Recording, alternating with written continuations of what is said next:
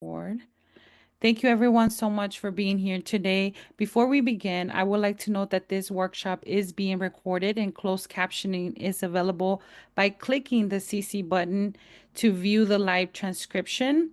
I will also like to note that this recording will be available in our Justice, Equity, Diversity, Inclusion Office YouTube channel that you are all welcome to access in the link that I included in the chat. That also includes other events that we've had in our previous years. And so, just a reminder, please feel free to use the chat to unmute yourself when there's an opportunity to do so, and also to use the emoji, share love, comments. If you have any questions, there will be a Q&A with Gabby, our director today of this film, and also an opportunity for you to engage in dialogue with her as well. So before we get started, just want to welcome everyone. My name is Dr. Patricia Gonzalez. I am the Assistant Dean for the Office of Justice, Equity, Diversity, and Inclusion. I want to give a special thank you to our sponsors, the ANS Jedi Office, and also the Division of Arts and Sciences and Humanities. JM, John Michael Rivera, the Dean of Arts and Humanities, has put some support into this event, and I just want to recognize those who have made this event happen. Before we begin, I would like to start us off with a land acknowledgement. We invite you to take a moment to reflect on your relationship to this land of Boulder and the relationship to local indigenous communities as we are guided by the university's land acknowledgement. The University of Colorado Boulder honors and recognizes the many contributions of indigenous peoples in our state and stewardship to land before the establishment of the state into the present moment. CU Boulder humbly acknowledges that it is located on the traditional and current homelands of the Cheyenne, Arapaho, Ute, and many other Native nations and communities. The violent forced removal of Native people from these territories has caused devastating and lasting impacts. These histories have brought us to the present moment wherein the University of Colorado Boulder is determined to commit to improving and enhancing the relationships with Indigenous communities and issues locally and globally. We do this by recognizing and amplifying the voices of Indigenous CU Boulder students, staff, and faculty and their work, educating and conducting research, supporting student success and integrating Indigenous knowledge, consulting and engaging in working collaboratively with Native communities to enhance our ability to provide access and culturally sensitive support and recruit, retain, and graduate Native students in a climate that is inclusive and respectful. Now I'm going to add some links in the chat as well that will allow for you all to continue to educate yourself on land acknowledgements as well. So with this, I just want to welcome everyone. Today's short film, Remembering Los Seis, is a documentary that examines the tragic deaths of six Chicano activists in Boulder, Colorado in 1974. Through interviews with current professors and former students at CU Boulder, along with archival footage and photographs, the film highlights the stories of these young individuals and their fight to social justice. The documentary situates the Chicano movement within its historical and cultural context, exploring the community struggle in the 1970s.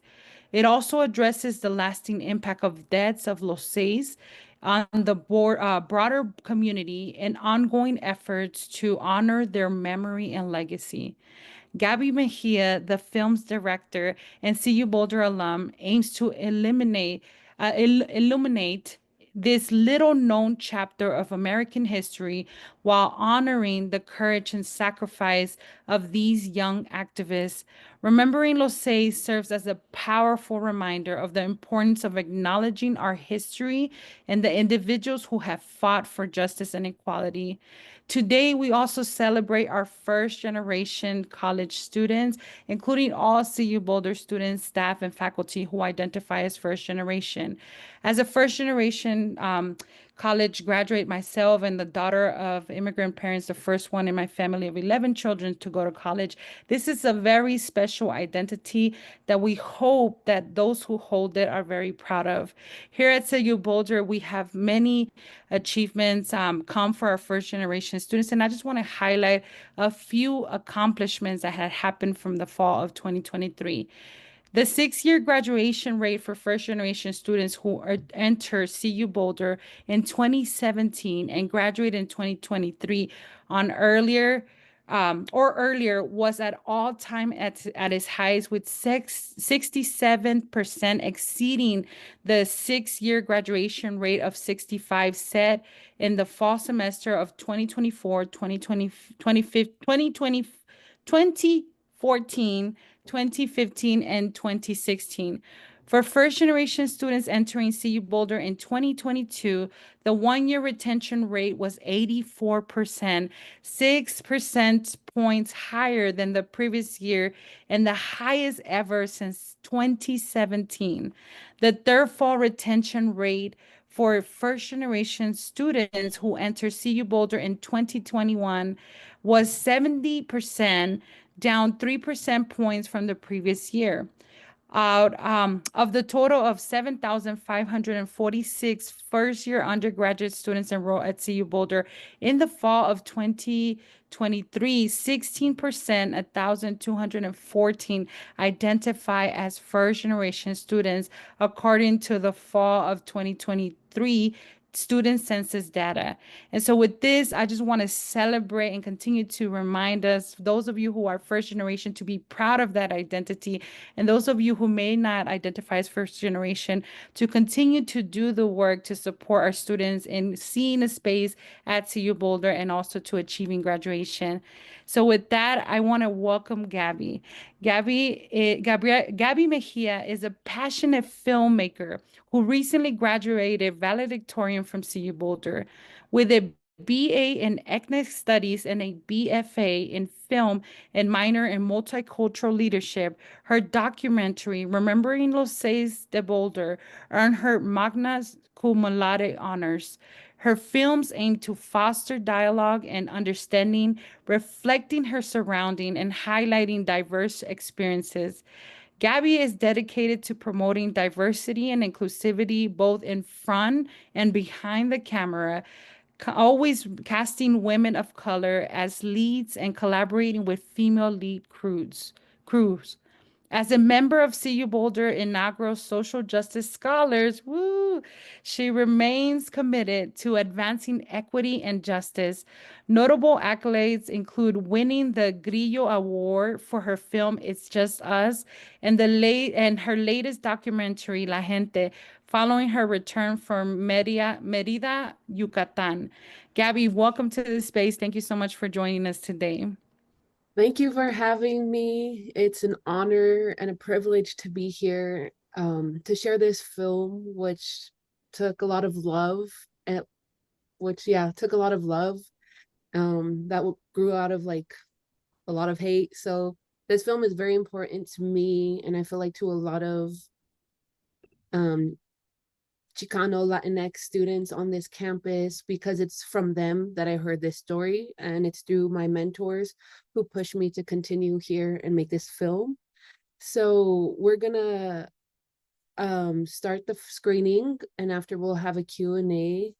But yes, if you can individually before we start, say in la kesh. I learned this in high school when I was part of Denver's Su Teatro. So I was a theater kid, but I did learn that it's we are all connected to each other. And once we understand that, there's this place of understanding and love and growth. So I'm going to say it. If you want to repeat, this is how it usually goes. So I'll say it and then you repeat. But yeah, but make sure you guys are all warm. I hope you guys are comfortable. So, en la kesh, tú eres mi otro yo. You are my other me. Si te hago daño a ti, if I do harm to you, me hago daño a mí mismo. I do harm to myself. Si te amo y respeto, if I love and respect you, me amo y respeto yo. I love and respect myself. So thank you so much, and we're going to start the screening.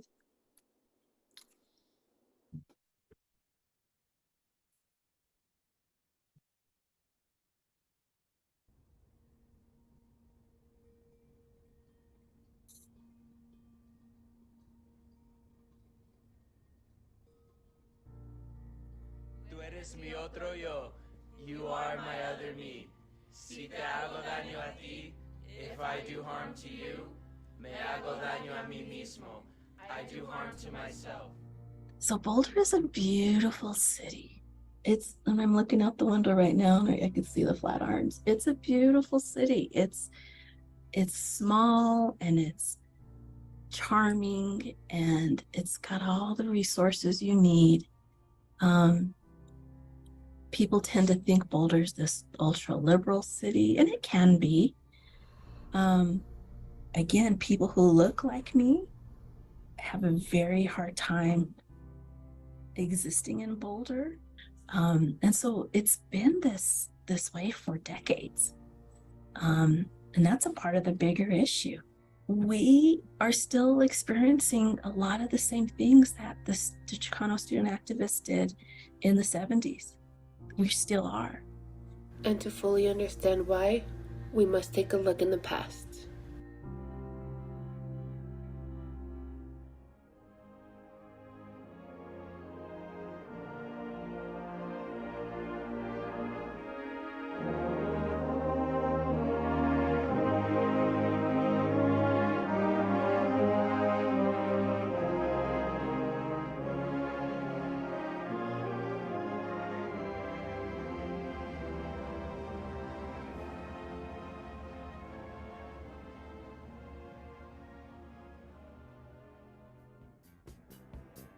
I got here in 1974. It was an enjoyable place to be if you were a young person especially. It was a pretty hip place, if you will. Boulder Gabby, in particular, I'm and then sorry. CU I'm as a seeing in part the of that, chat that was folks known are for seeing gray bars. I'm so sorry. I didn't mean to stop you, but there's some gray blockage that's not allowing the full. There's like this gray bar over the film. I'm not sure if that's meant to be there. No, it's not. Okay. Thank you for the folks who let us know. We're gonna try to fix that. Thank you, Gabby. Let me see.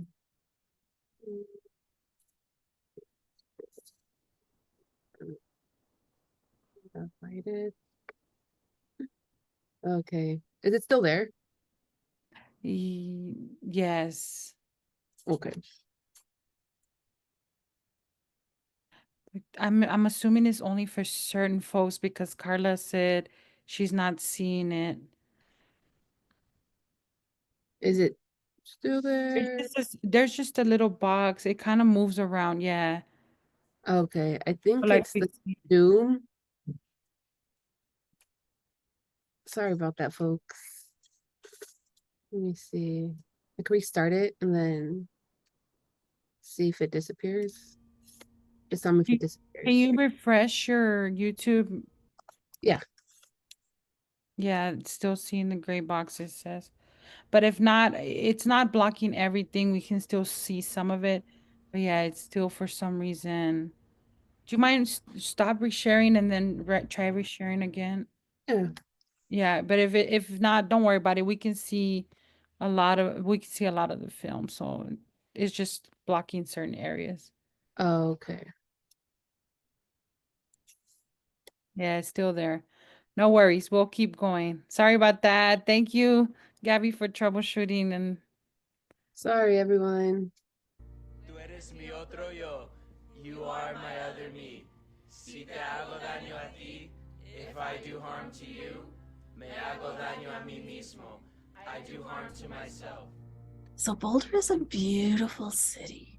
And I'm looking out the window right now and I can see the Flatirons. It's a beautiful city. It's small and it's charming and it's got all the resources you need. People tend to think Boulder's this ultra liberal city, and it can be. Again, people who look like me have a very hard time existing in Boulder. And so it's been this way for decades. And that's a part of the bigger issue. We are still experiencing a lot of the same things that the Chicano student activists did in the 70s. We still are. And to fully understand why, we must take a look in the past.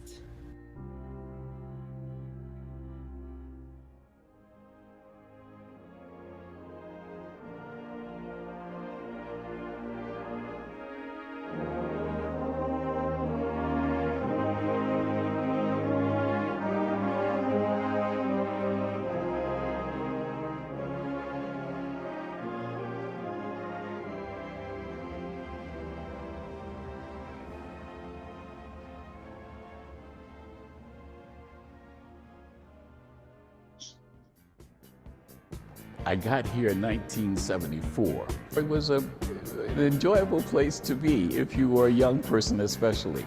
It was a pretty hip place, if you will.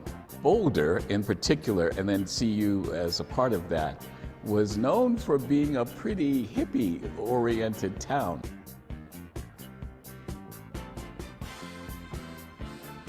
But it was a very, very different kind of place. It was a place where you came to have a great deal of fun. This was also the disco era.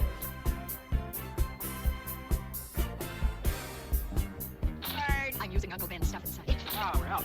Take it back. Start the morning cool and clean. 74 was a big year, to be honest. That's when Watergate was going.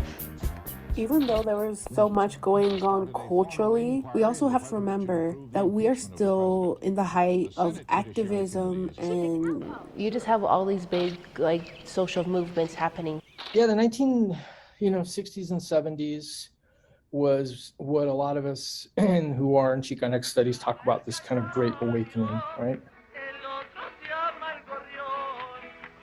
The Chicano community started being inspired by all of the kind of social rights and civil rights activism that was going around. The Black Panther Party for self-defense. One more time.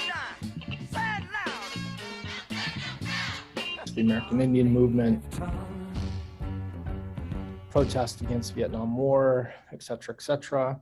And so, there's a whole, series of kind of movements and issues that kind of began to form what we call the kind of first waves, if you will, of the Chicano civil rights movement. And so one of the really big focus points was the United Farm Workers and all of the phenomenal activism spearheaded by Cesar Chavez, que en paz descanse, and Dolores Huerta. The Chicano movement in Colorado has a lot of different origins. Like, I don't think that there was any one moment where it emerged. I think that there had been different parts of it, that there had been Chicanos who had been active in different areas. Even though Colorado had one of the smaller Latino populations, its movement kind of was bigger than the size of its population. Denver actually became one of the big explosion points, if you will, especially around youth rights activism in the 1960s and 70s. You had estudiantes in particular who were really, just frustrated with the extreme structural racism. They were attacking their local school districts, their higher education entities, and they were questioning why there was an absence of people who looked like them in their curriculum. They were questioning why there was an absence of folks who looked like them who were in higher ed, which included students, which included faculty and staff. They were questioning the inequities of all marginalized students in K-12 and higher ed. Why students are getting punished for speaking Spanish, why they weren't learning about their culture in their schools and their history classes. So it was like a really interesting time that the Chicano students were mobilizing themselves.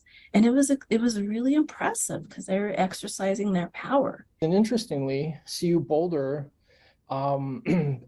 plays an extremely integral part in that. The kind of activism among students of color in general, but Latinx students in particular, was really inspirational to really begin mobilizing Chicano or Chicanx students on college campuses. Between 1968 and 1974 into the 70s is that there was a huge shift and a huge change in terms of who was being admitted to campus. Before 1968, CU Boulder was a white institution with some notable exceptions, but admissions were not made in any sort of equitable way that accounted for the population of the state of Colorado.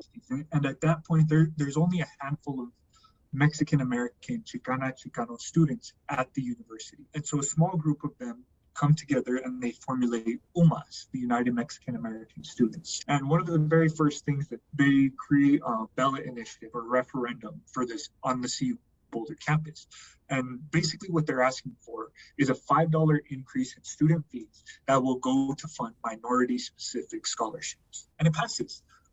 And so this referendum passes, this scholarship is approved, these funds are created, and over the next year or so, UMAS becomes what's called an EOP.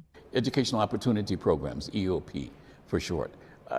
There were different types of programs. So there was a program for Latino, or rather then called Hispanic students. There was a program for Black students. And then there were some programs for American Indian and Asian students, not as well known by a lot of people, but EOP was present as a way to try to bring more students of color onto the campus. I love telling the story of UMAS back then because they were so grassroots. Students really got engaged on CU's campus.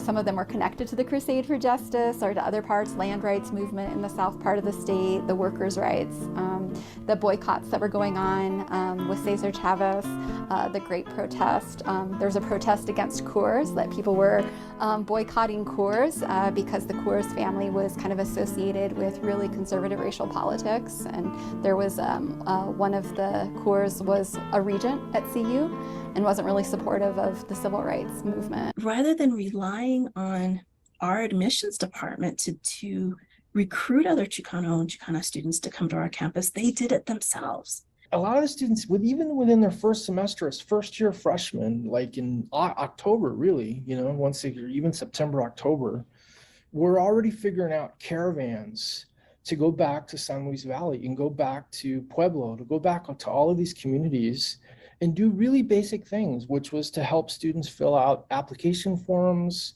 to fill out financial aid forms, and actually start busing high school students to CU Boulder. And I know this because my relatives were recruited by them.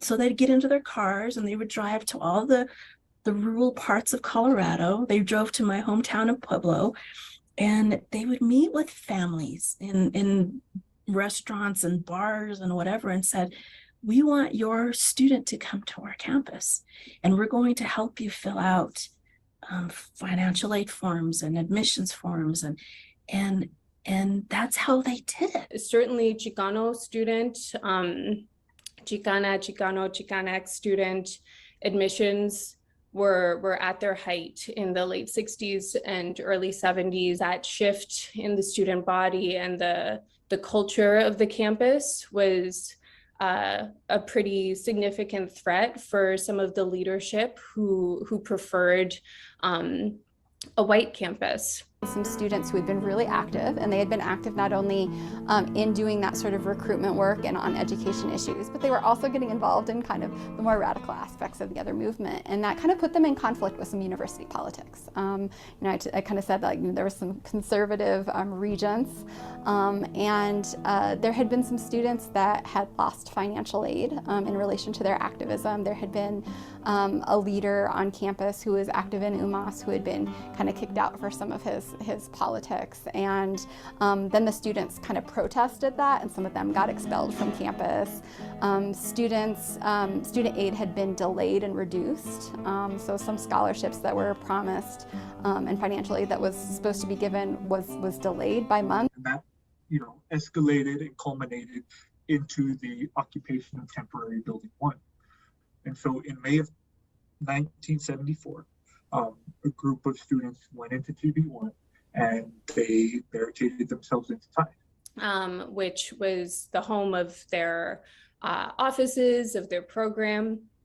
They occupied it to demand basically that their program be reinstated and be allowed to grow, because the the larger administration at CU Boulder was systematically dismantling it, taking away leadership, defunding students, and really doing everything that they could to disempower these Chicanx students who were so vital to the campus and who were changing it.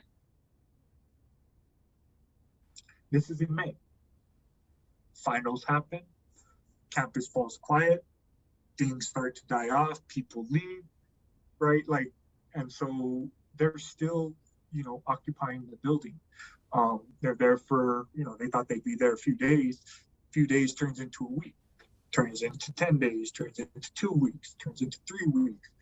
They're there for 18 days. Students, the end of the semester ended, a lot of people had left, and still there were these students that were kind of occupying this space. And so while that was going on, while they were still trying to get the attention of the administration, the first bombing happened. It's revealed that Neva Romero, Reyes Martinez, and Una Yacola, all who had been students involved in UMAS and the work of UMAS, current and former students, had been killed in that first explosion. They said they were able to identify Neva because they found her student ID card at the site of the explosion. There was a memorial. The next night, people spoke, including Florencio Granado. At that memorial, he said that Chicano blood had been spilled. Something needed to be done about it. Heriberto Terán, he performed a poem called Aztlán está de luto, Aztlán is in mourning. And then a second car bomb exploded on May 29th in 1974. And that was like in a parking lot at 28th and Canyon. Florencio Granado, who gave that speech, Heriberto Terán, the poet, one of their friends who was a medical student considering transferring to CU, his name was Francisco Doherty, were all killed in the explosion. A fourth individual was there, Antonio Alcantar, who was stepping into the vehicle, and I think he had his leg blown off when that happened. He survived the explosion though. And so, at that moment in time, people were referring to them as Los Siete. But historically, now they're referred to as Los Seis de Boulder. But that happened. The university, made the decision to negotiate. The occupation ended. But 6 people had been killed. And there was all of this misinformation and confusion coming from the press and coming from law enforcement. I did not hear about the bombings on campus, which is, I think, rather interesting that when I first arrived, that kind of information regarding bombings in Boulder had not made the local news that much.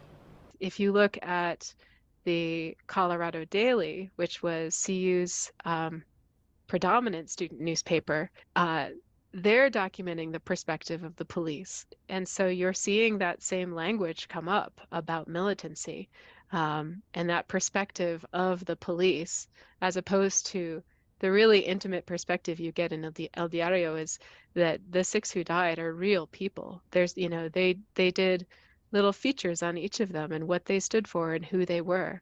The administration just dismissed what had happened by criminalizing the students and buying into and perpetuating a narrative of criminality, terrorism. The common language that's used in this ATF report, they were using words like militant to describe the UMass students. Any member of the community who may possibly have been involved in any sort of suspicious activity.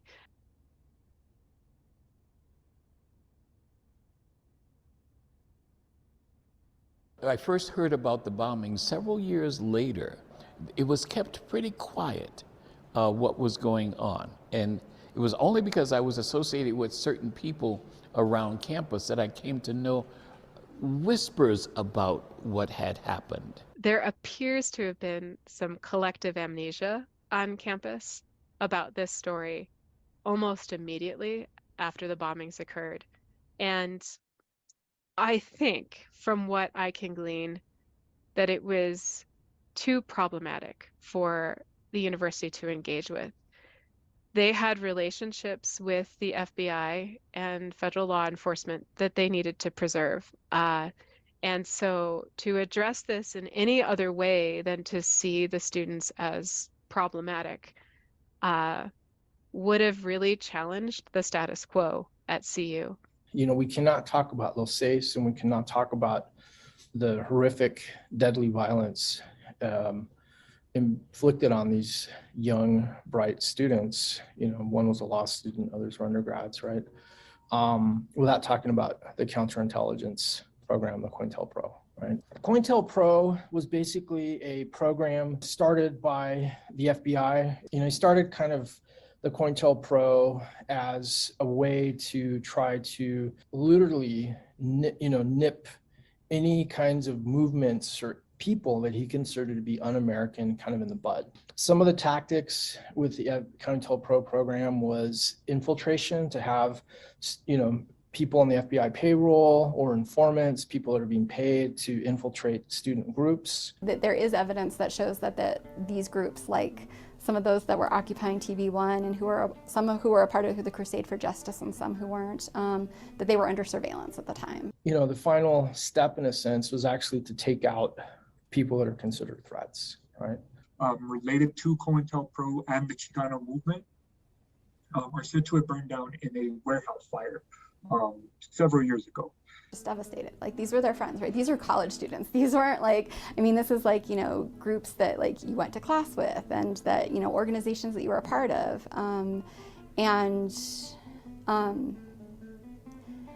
I think that sometimes people forget how much trauma is associated with that. There were a lot of Latinos, Chicanos who left the university after that. So there would be a tendency, even from folks who want to speak truth to power and to what had happened, to maybe not be sure about the ways in which to do that, if they could do that safely, if they could even stay in Boulder. So, there are many, many factors into how this history was sort of suppressed and silenced. But of course, like any suppression, there's always the existence of resistance, right? When those stories are no longer told, I think we lose a part of ourselves. There's an old dicho that says that you don't die just one death. You die your physical death, but the real death is when people forget who you are, stop saying your name. So in terms of why I chose to create that mosaic sculpture, because I really felt that and knew that if the physical space of the campus did not reflect this silenced and marginalized history, this incredibly instrumental history at CU Boulder, that there just would not be access points. If we don't share history, then it's going to disappear. When we forget stories like these, we forget the complexities that surround them. Nothing happens in a vacuum. What circumstances led to this, that this could even possibly be a thing that happens to kids in their late teens and 20s? They were, like I said, future teachers, doctors, lawyers, like the things that this society says that it wants our people and our community to be. That's what they were trying to be. And they were trying to kick open the doors so that more of us could be in those spaces and more of us could achieve those things. If it weren't for those students back then, I wouldn't be a PhD working at a Research One institution. All of those students in UMass in 1974, or who were in the administration in the UMass Equal Opportunity Program, who were advocating for the Chicano Studies program, who died in the 2 car bombings, all of them were dreamers. And they all were dreaming and pushing towards a better future for Chicanos in Colorado. I think being able to know that you're not alone in terms of there being other people on a campus, but knowing that there are people that came before you and that there are people that will come after you, makes you feel less alone. People literally have to die so that our, young people in our communities can go to college. I mean, that's just, to get down to the neta, the bottom line. This is kind of what what the big, pain point is. Why is it that people have to die in order for our community to aspire? The value of this is that somebody was looking out for us.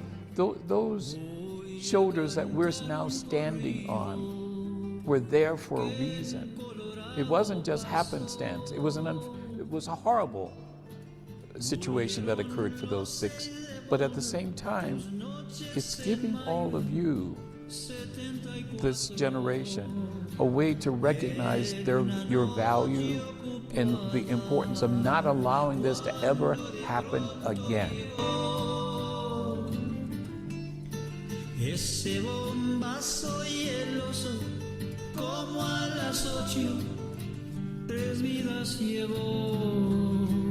Amaneció la mañana, ahí en la sierra yo vi la alma de Neva Romero, subiendo hacia el cielo, sonriendo hasta el fin. En este cielo de sierra, de Colorado se ven las almas de 6 soldados, 6 fusilados, 6 hijos del bien.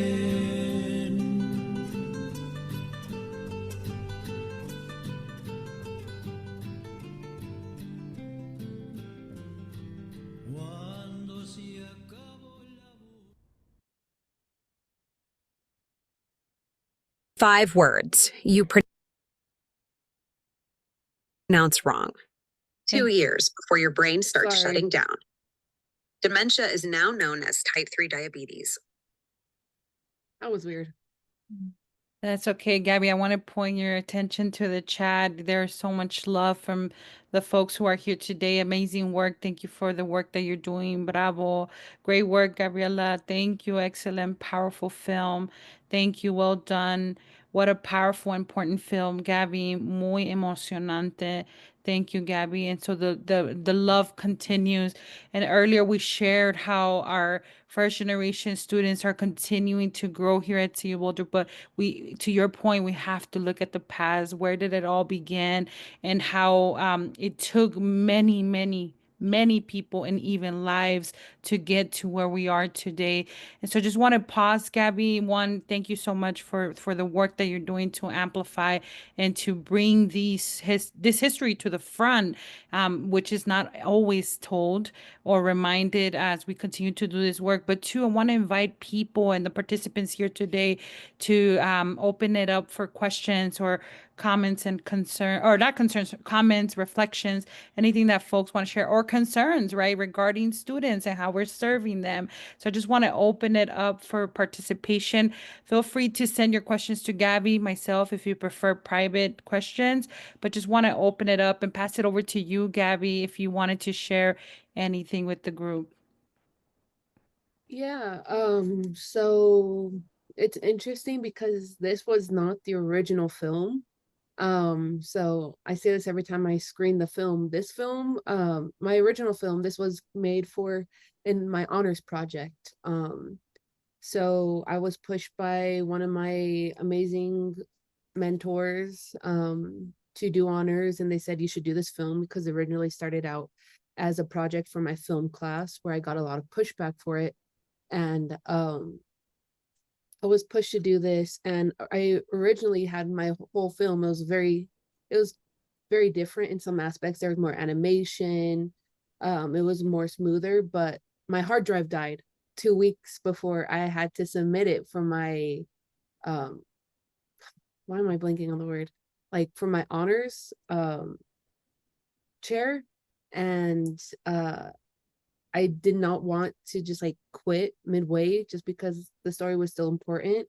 So and when your hard drive fails, you could get it fixed, but that's like $1,000 to $5,000. And as a first gen student who's majority paying my way through school, that was not an option. So what I decided to do was, luckily I had a lot of the Zoom interviews saved, but I had to redo my in-person interviews. So like you'll see some clips of Dr. Montoya, and you'll hear music and it cuts off. That's because it was part of the OG 10-minute film. And like her other interview doesn't have music. So if like you see those hard cuts, that's because that was from the original interview and from all the stuff I could collect. And yeah, so I think I interviewed 5 people, and each interview was 30 to an hour, 30 minutes to 60 minutes. And that's not with archival footage at all either. So this film took the majority of my time, but it's something I love. And yeah, if you guys have any questions, please let me know. And yeah. Thank you, Gabby. We're going to kick it off with some questions that I got on my end. And first of all, thank you for sharing the challenges, right? Because it wasn't easy for you to put something together, one that captures everything in a short amount of time, but also to just, like you were explaining, the hard drive situation and everything that you had to get through to get to this point. So thank you for sharing that. As you were coming to the point of selecting the topic, but also thinking about who to be highlighted in this conversation, how did you select the interviewees featuring the film? We saw a lot of familiar faces. Some of the folks here have taken classes or interacted and worked closely with some of the individuals showed in this film. Can you share a little bit about how you selected the interviewees and what was the most impactful story you heard throughout that experience? Yeah, I think that's a wonderful question. Originally, it was really interesting because at that point, I think I was maybe a sophomore in college, and we were still very heavily on Zoom. So it was like around 2022 that, yeah, I was a sophomore, 2021, and we were basically offline. And I only heard about Los Seis like a year prior, my freshman year, when I joined UMass. And I always wanted to do the story, but I just didn't know how. And luckily, through the Department of Ethnic Studies, I reached out to my professor at the time, and he's like, "Here's who you need to reach out to: this person, this person, this person, this person." And I was like, "Okay, hold on. I don't even have any other emails." And he's like, "Okay, I'll make formal introductions." And so I did know Dr. Aldama and Dr. Keesley because I did have classes with them prior. So I was like, okay, I have those two. Dr. Keesley is an alumni. He was also a professor who did a lot on this campus. And I took an archival class with him, which kind of inspired the interviews. And he's like, okay, let's reach out to this person. And then I got in touch with Hasson through Dr. Aldama. And I also connected to Dr. Bates. Like I saw her mural and I was like, all right, let me just find her email. I found it and I kind of reached out to her as well. And then Dr. Montoya was like one of the first in-person people I met. And she was really knowledgeable. It was also through Dr. Alama that I got to meet these people. I wanted to add more student voice, like current student voices and like people who were part of Los Seis, but at the time it was just like really hard to get in touch with people because it was a pandemic. But I think one of my favorite interviews is with Hasson.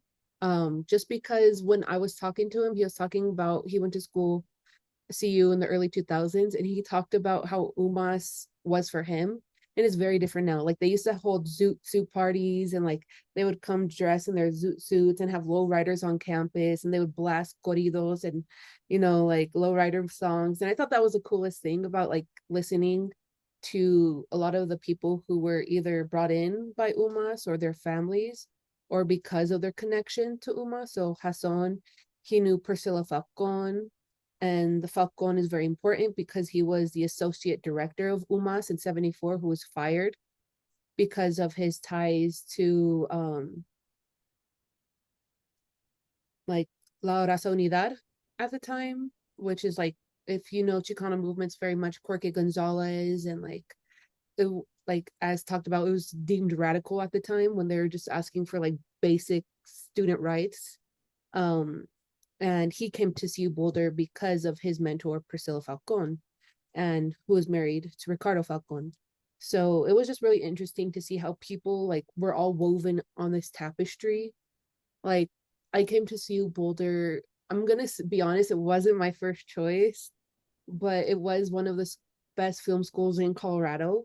So like, um, because for me, when I was looking for colleges, I was like, okay, I was really applying for a lot of HBCUs or like Latino serving institutions because I understood what it meant because I grew up my whole life in very diverse places.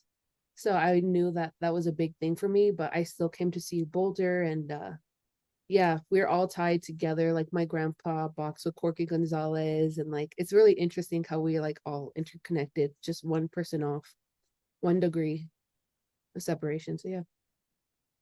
Thank you for sharing that, Gabby, and also reflecting on your own journey and how you got to see Boulder. But along the way, you met all these individuals who have contributed to the history and the work that you have put at the front of your films. And so, thank you for reflecting on that. And you also mentioned a little bit about the movement. One of the questions we got is, in what ways do you think the events surrounding the death of Los Seis resonate with contemporary social justice movements, whether in Colorado or across the country? Yeah, so I think that's a really good question, especially now post election. I think history has this funny way of repeating itself. Um, I ever since I was little, I believe that like if you don't know your history, you're doomed to repeat it, whether it's interpersonal with your family or social in community or on a national level. And I think when we forget that people of color, BIPOC, queer, LGBTQ individuals are forgotten or like are pushed aside or dehumanized, that we kind of are often repeating this pattern. So like in terms of Los Seis, they were fighting for their place on campus. In UMass, they don't even have a location anymore. So like the current UMass y Mecha student organization lacks an office. Last year they were in a broom office. And like if you really go down to these student groups, you see that they're still fighting for these things. Like 2 years ago was when they were doing like their nationals with other Mecha organizations. And one of the original plans was to take over TB1 because we wanted a space.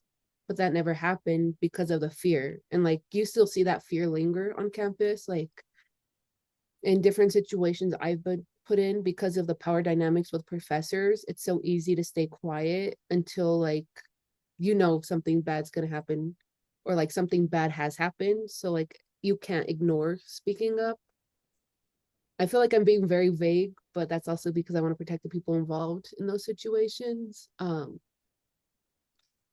Yeah, I think student aid, like there's not as much scholarships for first gen students. Like when I was going to CU Boulder, you had to apply. So a lot of other universities, they automatically give some students first gen scholarships. At CU Boulder, it's so limited, it's first come, first serve. If you don't fill out the scholarship application, you might not even get it if you fill out the scholarship application. I have never gotten the first gen scholarship my 5 years of being at CU Boulder.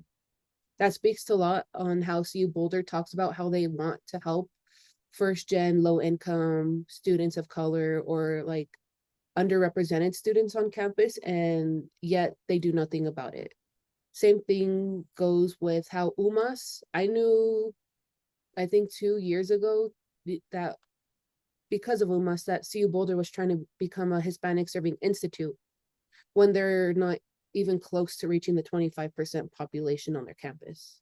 And it was then when I was part of Social Justice Scholars and I got to meet the chancellor at the time. I didn't know who he was in person. So I was like, CU Boulder has done nothing effective to protect its students of color. We're being discriminated by students and professors.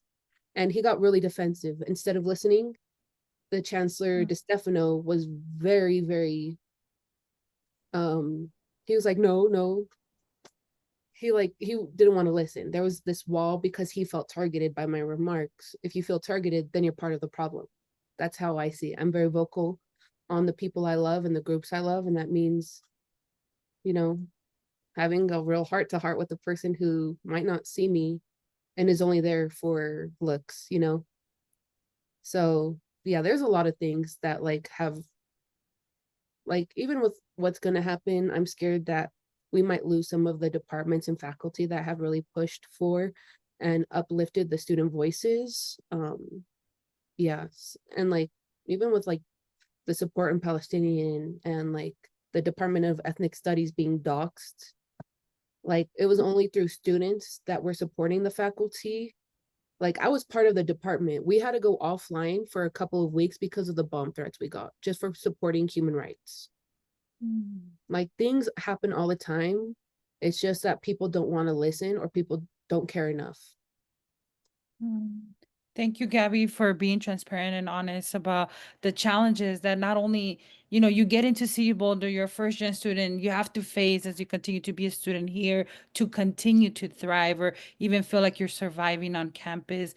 And so thank you for just giving a glimpse for those of individuals who may not have the student perspective always at the front when making decisions or considering different opportunities, to just consider what you just shared with us today. As a student, you had to experience a lot, not only applying to CU Boulder, getting into CU Boulder, being here at CU Boulder, and then seeing how your peers and other folks who identify as Latinx or Chicanos, Chicanas have also still struggled today in just being present here at CU Boulder. So thank you for all of that. And hopefully for the folks who are here today, this also motivates us to consider what are those conversations that we need to have if we're part of different tables to continue to advocate and support students who oftentimes are marginalized or don't have a voice to be able to support and be present in these conversations.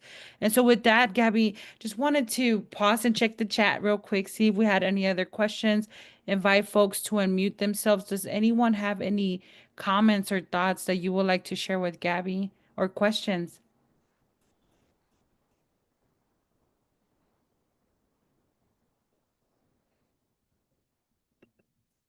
Okay, I don't bite. Well, another question we got, Gabby, was what are some of the ways that individuals can honor the memory and legacy of Los Seis in their own communities, whether they're at CU Boulder and on, right? Alumni now being you yourself.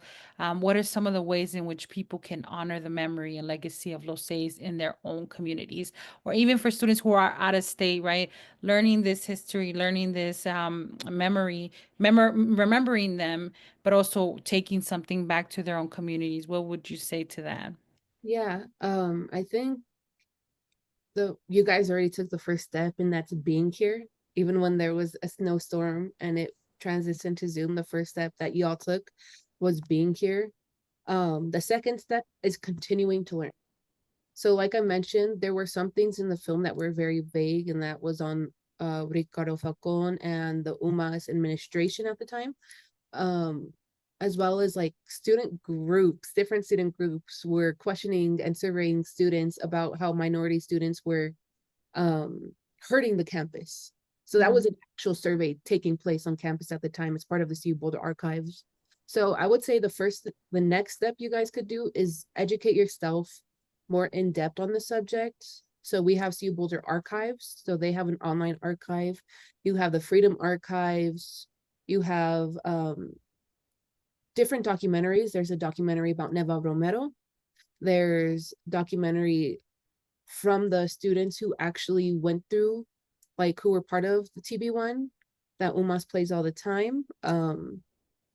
Yeah, so there are resources out there. And if you are part of the administration, if you are a teacher, if you're an associate professor, a doctoral student teaching a class, take a day to teach students this history, because you guys are the educators. It is your job. And this is something that needs to be told, because when I showed this to my film class, I was the only Latina student in the class, and about 80% of the population in the class did not know about Los Seis. When I talked to students about 2 weeks ago for one of my maps professors, none of them knew about Los Seis beforehand. It is through your work that their stories live on. Mm. So take a day out of your class and just teach them, show them the documentary. I'm working right now, trying to put it on CU Boulder's website, because it was part of a film festival, a social justice film festival, and they're trying to work to make it a part of a continuous exhibit online that's going to stay on CU Boulder's websites. Oh, beautiful. And it's so timely, Gabby, because in the chat, I'm keeping up with the chat. Someone asked, is this available so we can show it to more students? I've included your link in the chat so that folks can share it. And then we also had someone else share that I have both Nivea movie and the symbols of resistance videos in the PWR and have uploaded them to the library. And so also available to everyone if people want to do some continued work as well. So thank you for that reminder, Gabby. So I just want to invite folks again. If anyone feels comfortable unmuting themselves, maybe I'll remove the spotlight real quick, see if we can see more folks that way.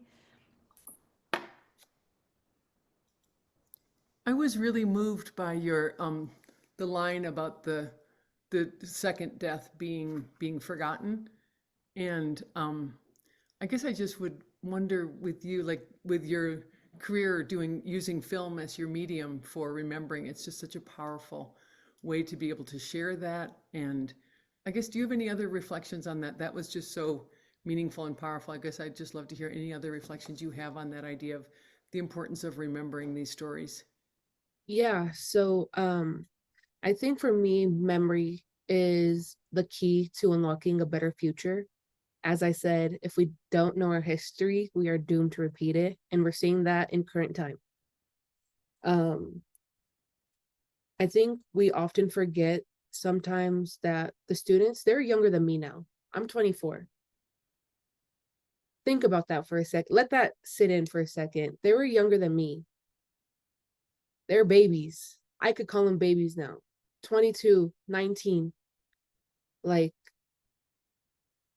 their lives were taken at a place where they were supposed to, in a space of education where they're supposed to grow. They're supposed to learn, you know? And they were neglected so much that they had to take on the fight themselves. And in result, they ended up dying. Think about me dead. That's the reality that happened. If you guys think of me as a baby, they were babies. Those freshmen you look at, they were freshmen. Let that sit. In Hispanic culture, we celebrate Dia de los Muertos, and that's where that dicho Hassan talked about. There's 3 deaths: your body, your soul, and then your name. In the Latino community, I'm going to speak on the Mexican American community because I am Mexican American, I'm mestizo. We don't celebrate death as something sad. We celebrate death because, I saw this from a show, but it's sick. Death gives life value. We celebrate to remember because they are more than what happened to them.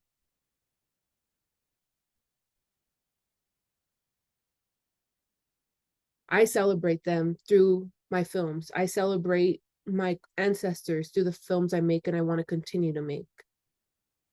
I hope in the next 2 to 3 years I can make a feature film on Los Seis.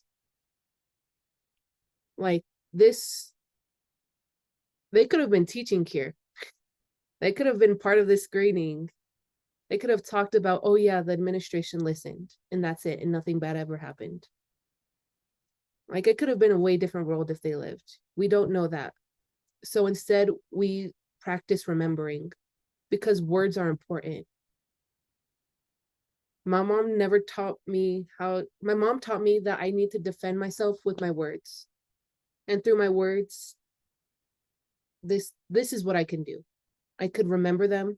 I could share their stories. I could share their lives. Yeah. I hope that answers the question, but yeah, just remember that they were just kids, just wanting better, just to be seen as an equal. Their names are all we have left.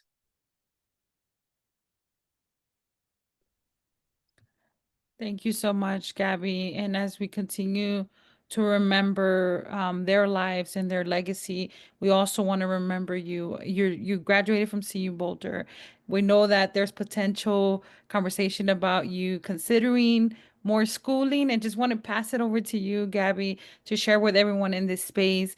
One, I want to advocate and share that Gabby is booking, busy and booking, but open to booking. If you're not at CU Boulder or you are on campus and you would like to bring her, please do consider that. But also too, Gabby, what's next for you? What do you have in mind? How can we support that vision with you as you continue to imagine what the next steps look like for you after graduating CU Boulder?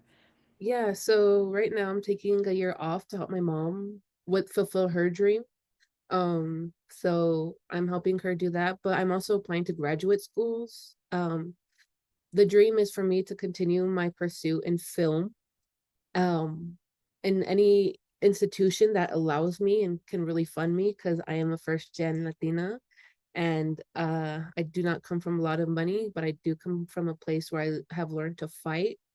And yeah, so hopefully in the next year I'll be going to grad school. But in terms of filmmaking, I do have a next project coming up. Um, it is a short film on La Melinche.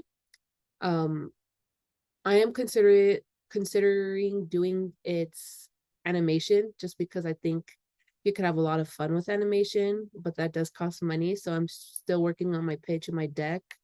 And maybe one day in the next couple of months there'll be a like a GoFundMe or a Kickstarter out there. But yeah, so next film is about La Malinche and the complexities of her story through historians and through like Chicana feminism. So if you don't know who La Malinche is, is seen as a traitor of Mexico because she was Cortez's translator. And there's been a lot of history written about her and a lot of art, talking about her as a woman, as a mother, as a slave, an enslaved woman, and her power. So her power through her tongue and all of that. So yeah, that's my next short film, and hopefully it'll be done in the next year. Mhm. Well, thank you, Gabby, so much for sharing with the group what the potential next steps will be. Gabby's also always looking for resources. So if you're aware of grants or opportunities, scholarships for graduate students, or even programs that she should consider looking into, please do send those her way. Gabby, if you can put your contact information as well in the chat, that would be helpful so that folks can stay connected. I do want to, again, thank you so much for being here. I am going to stop the recording so that people can engage with you more privately if they like. But before everyone steps away, I want to invite you all to two more upcoming events. One is on redefining radiance, a makeup workshop dedicated to gender affirming needs. And this would be in honor of Transgender Day of Remembrance, another CU alumni that we hope you all get to join and meet. Ruby, who will be doing this workshop on November 19th at 12 p.m. on Zoom. So I've included the link. And then we also want to amplify and continue to talk about more identities, including our military and connected students here at CU Boulder. And so another workshop that will be on Zoom on November 18th. And I included the registration. Everyone's welcome to both events. Please feel free to share these out with your network. So with that, I'm going to go ahead and stop the recording so that folks can engage with you more privately if they like to as well. Thank you everyone for being here.